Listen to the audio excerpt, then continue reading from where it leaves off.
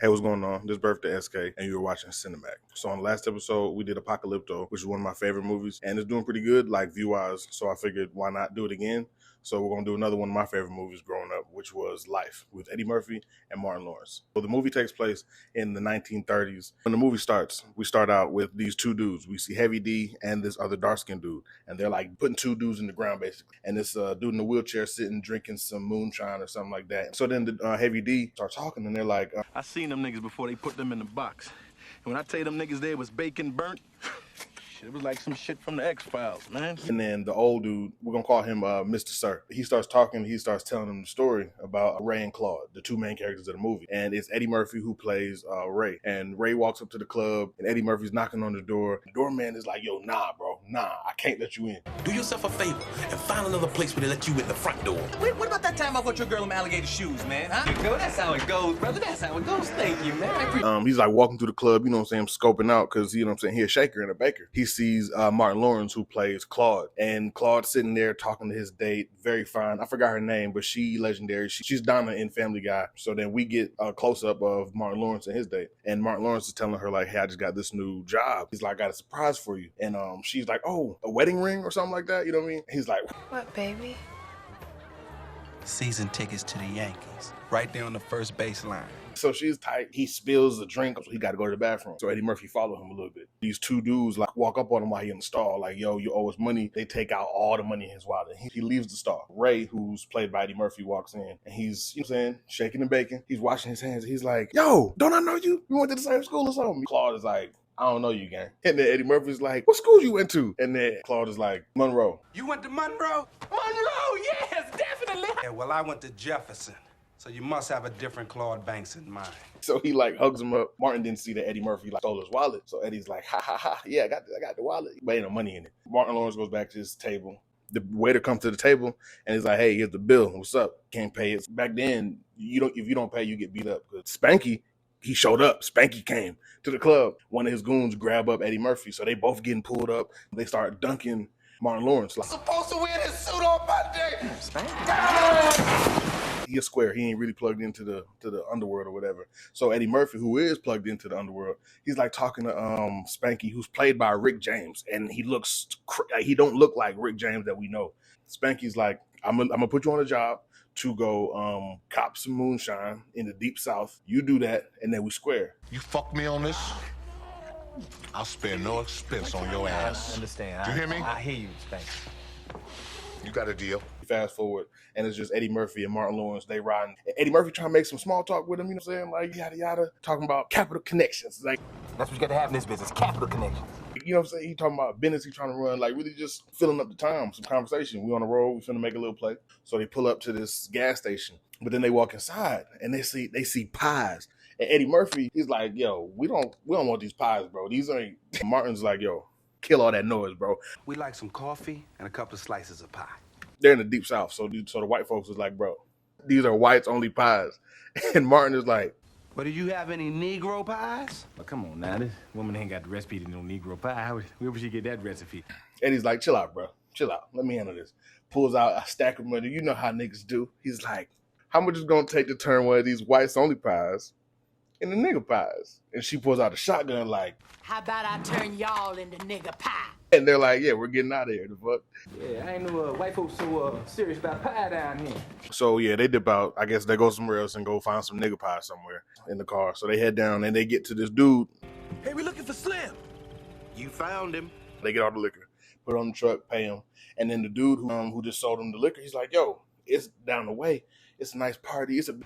You boys ought to check it out. Eddie Murphy's like, okay, cool, we gonna check it out. So yeah, they in the club. Eddie Murphy gambling, high card, and Martin Lawrence is just chilling by the bar. And then some lady come over, and she's like, "What's up? Da da da da da da da. Look at my boobs." Boom. She's like, "Yo, let's get 2 shots for me and my new boyfriend over here." Buying a gal a drink. 2 bourbons. Martin go upstairs and he's doing his thing.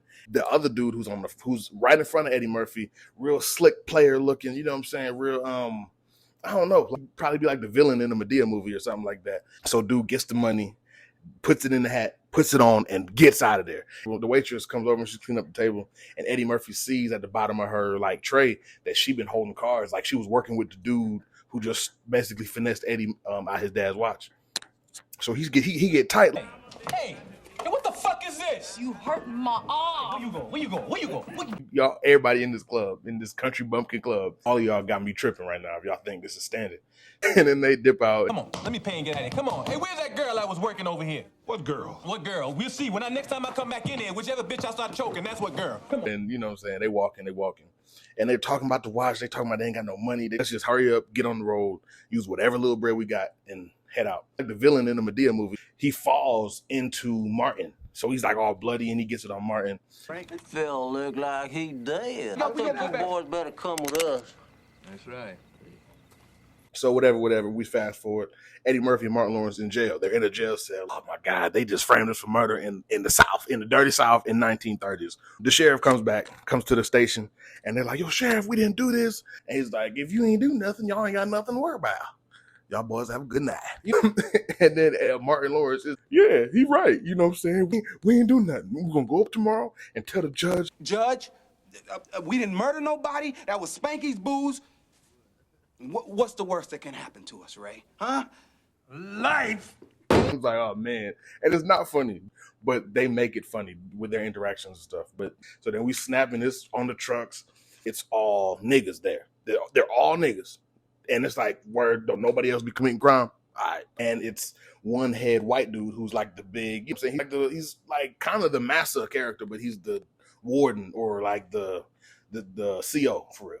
And he got like a CO's assistant or like the house nigga kind of figure. Yeah, he's a house nigga. His name was Hoppin' Bob. Hoppin' Bob is his name.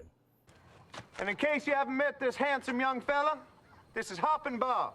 So yeah, they get there, and the master dude's talking. He's running down the rules. He's talking about the gun line. The gun line. Tell him about the gun line, boss. You step outside the gun line without my permission, you will be shot.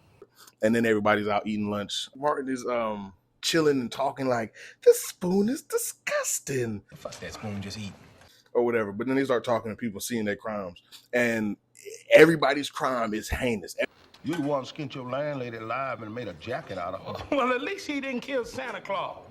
Santa Claus? Which one you niggas killed Santa Claus? No, it wasn't the Santa Claus. He just wearing the suit and ringing the bell. He had presents. It's odd that they're able to fit comedy into this, but they do it beautifully. And then this big dude in the corner is like, hey, You gonna eat your cornbread? and Martin Lawrence is like, no, of course, you can have it. Sure, take it. Eddie Murphy is like, nah, chill out, partner. That's your cornbread. Fuck him. Hey, man, he gonna eat his cornbread, all right? Fuck you. I super appreciated Eddie Murphy in that moment because it's like, bro, he can get this cornbread out the trash. He's not taking no cornbread from either of us. That's not how we start in this time period. So the big dude is like, Maybe I ought to eat your cornbread. Oh, motherfucker, you can't have my cornbread. That's for damn sure. Eddie Murphy's like, bro, that'll be the day you stop being alive. They start fighting. Eddie Murphy and the big dude get into it. And Eddie Murphy really kind of putting on a little scrap, but he loses because dude is huge or whatever. But he gets respect. He gets respect for him and Martin in that moment, which was real. This ain't about no cornbread. And then they have like a little shindig day. So, you know what I'm saying? It's a little something. And Martin Lawrence and his girlfriend at the time, who was at the restaurant with him, and they have a little conjugal visit. Whatever. So they're in there. They handle their business, and he's pulling his pants up, and he's like, "Did you talk to the lawyer? My cousin told you." Da da da. And she's like, "Yeah." He said he'll put in a plea for you right away. But he also asked, "Do you want him to put in the appeal for your friend, Eddie Murphy?" And this was sneaky, real slimy of Martin. No, Daisy. You tell Melvin to think about me, all right? Just concentrate on me, Claude. And you can see on her face, she's like disgusted, like, ugh, okay, whatever. So then fast forward, they going to sleep that night, and I guess people can't sleep. And Eddie been telling everybody about his boom boom room idea, having a cool club, boom. So while everybody's laying in their beds, because it's like, you know what I'm saying, like a prison setup, so everybody's sleeping there, everybody. And somebody rolls over and is like, yo, hey, Ray, tell us about that boom boom room again. He said, yeah, brother, you. Big fun, but y'all never guess who's gonna be there tonight. Who gonna be there, Ray? Who that did? Who? I got a man that's more than 8 foot tall, 4 foot shoulders, and that ain't all. He's a king size hopper. And basically, he's like imagining with them, giving them a sense of imagination, because then the movie clips to a visualization of what he's talking about. And they're like in this fancy club where everybody got a cool job. The big dude who was going to take Martin's cornbread, he's washing the door. Somebody's on the drums, somebody making drinks, somebody making up steak. It's a whole bunch of, everybody there has a job, and everybody there is in their imagination. Like, yeah, we clubbing at the Boom Boom Room, and yeah, it's great. And Martin Lawrence, who's a hater. Hey, ain't nobody trying to hear that bullshit, man. You always trying to say something at the wrong time. And then they go back to the imagination. Boy, get us some Worcestershire sauce. Clean off that damn table. I'll whip your ass. Something wrong with your ear? And everybody start laughing at him. In the imagination, Hoppin' Bob busts through police breaking up the club. But what's really happening is Hoppin' Bob is bursting into the sleep room and is telling everybody, like, yo, shut up with all that imagination. Shut up. I got work in the morning. Now, I don't want to hear another peep about no fucking Boom Boom Room. They fast forward to the next day, and everybody starts getting their mail. And Martin Lawrence sees like mail from some law people. And Eddie Murphy's like, oh, who you talking to? You talking to a lawyer? And Martin's like, don't concern you. Excuse me. Well, yeah, obviously not. Martin comes back like a couple minutes later, like, hey, you think it's gonna rain later? And Eddie's like, bro, anybody who walk up talking about the weather is trying to finesse me. What's up? What you want? And then he was like, I'm trying to escape with you, bro. And then he's like, what? Was something wrong in that letter? But from the lawyer? You know what I'm saying? Did you get bad news? Then Martin tells him, Rate of appeal was denied. Well, I'm glad. Then Daisy went and fell for Malvin Alley and engaged to be married. Can you believe that? Murphy's like, yeah, you have no future. You're in here forever. And your cousin's a big lawyer. She's dipping. They start arguing. Eddie's like, you can't escape with me. You kind of soft. And then Martin's like, don't nobody call me soft. And Eddie's like, so what? I said I spell it. S-O-F-capital-T. Soft. Huh? How you like that? What you gonna do, Claude? What you gonna do, huh? You know what I'm saying? And they start fighting or whatever. Fast forward, they escape. That they both get caught. Then they have to walk all the way back. So then we fast forward and then it's a whole new shipment of prisoners coming. But one of them, his name is Can't Get Right. The boy can't talk. Something wrong with his head. Can't get right, boss. Can't get right. All right, we'll see how long he lasts. And then we fast forward. They have a baseball tournament. So they're practicing, but everybody's garbage. Everybody's dumpster juice. No one's nice. So Can't Get Right's chilling, and he's like, can I play? Like, he didn't say it, but he was looking like he wanted to play. So Eddie's like, you trying to hit the ball? All right, go hit the ball. And Martin Lawrence, he's like, him? Can't play no baseball. And then Eddie Murphy's like, hey, man, let Can't Get Right have a swing. Yeah? Hey, come on now. He can't be no worse than the rest of them boys. Oh, Ray, Come on, let the boy have a swing. Go on, take a swing at that. Go on. So Can't Get Right goes and hits it, and pow, knocks it out the park. Then they're like, okay, cool, do it again. Then he does it again. He hits it and it goes. You know? Yeah, give him that tricky one. Oh, now, don't. Oh, shit. Hey, Can't Get Right. You know what I'm saying? And they're like, oh, damn. We fast forward, and they're like painting a house in front of the superintendent's house. Anime. I'm saying she looked good. So all the dudes, Eddie Murphy and them, they're like painting. They looking at her. But Can't Get Right, he's looking at her like real intensely. But she's looking back at him like, okay. But they're telling him Can't Get Right, like, yo, chill out. Hey, boy, you looking just a little bit too hard.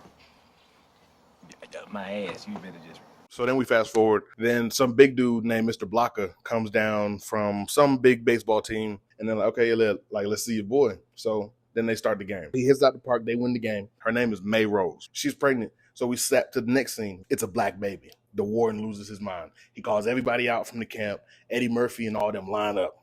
Then Can't Get Right, who just don't get things sometimes, starts laughing because it's Can't Get Right's baby. He's the one who was hitting. Can't Right finna tell on himself and get himself beat down and killed. They do some real stuff. So one person steps up like, I'm the father of that baby, boss. Then another person steps up like, I'm the dad. I'm the pappy. But it basically makes it to where the warden don't even believe any of them hit her. He's just tight. He's just pissed. So they dip off, and we never see May Rose again. They throw a little party. It's Claude and Ray again. And Martin got the girls. Miss Bosom, she brought all her girls over. Eddie Murphy, he makes a whole bunch of moonshine, and they have a little party. He played in Juana Man. He's in a relationship with Bernie Mac in the movie. And then he's sitting down with Eddie Murphy. Eddie Murphy's like, what's wrong? Eddie... This is the release form, man. You getting out this motherfucker. What you sitting around looking all sad for? What am I gonna do out there, Ray? I can't go home to my mama like this. You tripping, bro. They gonna love you just because you home. Yeah, I ain't gonna sit here with your ass looking all sad. You got the best news of the day. You sitting there looking sad. I'm gonna go over here and slow ground with this sheep. You chill. You going home, man? Joanna Man just runs across the gun line, and everybody's like, yo, chill, Joanna Man. Boy. Come on, man. Let's go. And it's sad, and it kind of ruins the day. It was kind of fucked up on Joanna Man's part. You could have did that tomorrow. Jokes aside, very sad, because it's a real issue. So then we see Can't Get Right. He got his bags, and he walking out. Everybody like, whoa, where the hell you going? Where the hell you going? Eddie Murphy and Martin Lawrence and the whole camp is like walking out. Martin Lawrence is like, yo, what's up? What's this? He can play baseball. Pardons aren't cheap. What do y'all do? Can't Get Right gets out. Everybody's like kind of, oh man, but they're happy for Can't Get Right. But the only person who's not happy for Can't Get Right is Martin Lawrence. Eddie's like, forget that. I got a new plan. We're going to get the crop duster. Martin's like, bro. Hey, we ain't never been friends. We just been stuck together for 12 years. It's been nothing but pure hell since the moment I ran into you, Ray. Every time I look at you, I get sick to my stomach. And they walk off, and they don't talk to each other no more for like years. Like, I mean, decades pass before they speak to each other again. Then we get a crazy good track by Wyclef. You see the years pass, and then we fast forward to where they're old. And Martin Lawrence is just walking. It's like an old white lady who she puts pies out on the window so they could cool. And it takes them back. It takes them back to when they were riding in the car, and the lady said, how about I turn y'all into nigger pie? And Martin's just standing there like, White only pies. He runs over there and takes it and starts eating it, but it's hot. The punishment is he got to stand on the bottles, and if he falls, he gets shot. The white massa dude. I'll make you trustee right now. If that pie-eating son bitch step off them bottles, if so much as one toe hit that dirt, I want you to shoot him right in his ass. And Eddie Murphy with one of the realest quotes of all time. You know, I got to be honest with you here, boss. You don't want to give me that gun, but I'd probably shoot you with it.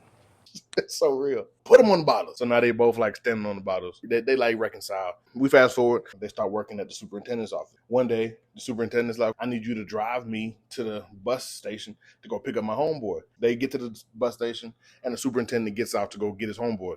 The same sheriff from way back then that framed them for murder. And then they'll go hunting.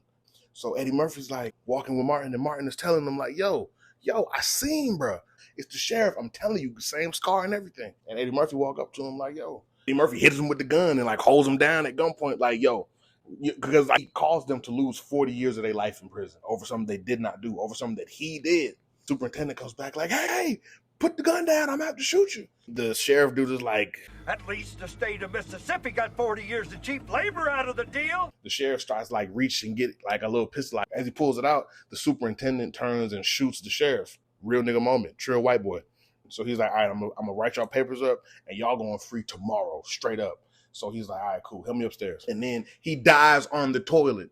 And died on the shitter. Before he can set them free. They're old now to where they're in the infirmary. Martin is like, yo.